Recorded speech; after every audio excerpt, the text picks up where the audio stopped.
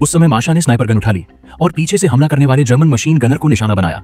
फिर उसने एक और गोली चलाई और कुछ ही पलों में पीछे के दोनों मशीन गनरों को मार गिराया। हालांकि इस मशीन गन ठिकाने को नष्ट कर दिया गया था, लेकिन जर्मनों की संख्या बढ़ती जा रही थी। टीम लीडर को मजबूरन समुद्र पर मौजूद डिस्ट्रॉयर यूनिट को बुलाना पड़ा और जल्द ही नौसेना की तोपों ने गोलाबारी शुरू कर दी। छोटा दस्ता भले ही सफलतापूर्वक पीछे हट गया, लेकिन यह मिशन असफल घोषित कर दिया गया। मार्शा को भी अपनी जल्दबाजी की कीमत चुकानी पड़ी। उसे स्नाइपर टीम से बाहर कर दिया गया और हर दिन शूटिंग का अभ्यास करने के लिए कहा गया। जल्द ही स्पेशल फोर्सेस की टीम को फिर से मिशन पर भेजा गया, लेकिन इस बार वे भारी नुकसान उठाकर लौटे। असल में जर्मनों ने तोपखाने को नष्ट होने से बचाने के लिए एक बेहद खतरनाक एस स्नाइपर तैनात किया था। इस स्नाइपर का मुकाबला करने के लिए मार्शा को फिर से टीम में बुलाया गया और उसके लिए एक खास स्नाइपर गन बनाई गई। एक एंटी टैंक राइफल पर स्कोप लगाकर उसे एक बेहद शक्तिशाली स्नाइपर राइफल में बदल दिया गया। स्नाइपर टीम फिर से जर्मन तोपखाने के ठिकाने की ओर रवाना हुई और दुश्मन की पोजीशन के किनारे पर छिपकर बैठ गई। अब एस स्नाइपरों के बीच एक घमासान लड़ाई शुरू होने वाली थी।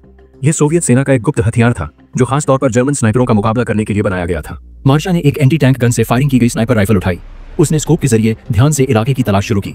इधर टीम का बुजुर्ग सैनिक एक नकली पुतला लेकर दुश्मन के सामने जानबूझकर प्रकट हुआ। दुश्मन स्नाइपर ने जैसे ही पुतले पर गोली चलाई, वह तुरंत पोजीशन बदलने की सोचने लगा। मार्शा ने तुरंत ट्रिगर दबाया। भारी रिकॉइल ने उसे जमीन पर गिरा दिया, लेकिन उसने सफलतापूर्वक दुश्मन स्नाइपर को मार गिराया। मार्शा का ऑब्जर्वर सिर बाहर निकालता है, लेकिन तभी उसे हेडशॉट लग जाता है। टीम को यह उम्मीद नहीं थी कि यहाँ एक और दुश्मन स्नाइपर छिपा हुआ है। टीम तुरंत अपनी पोजीशन बदलती है और नया स्नाइपर पॉइंट लेती है। बुजुर्ग सैनिक फिर से एक नया पुतला लेकर आता है और दुश्मन स्नाइपर को बाहर लाने की कोशिश करता है, लेकिन इस बार दुश्मन स्नाइपर ने गोली नहीं चलाई।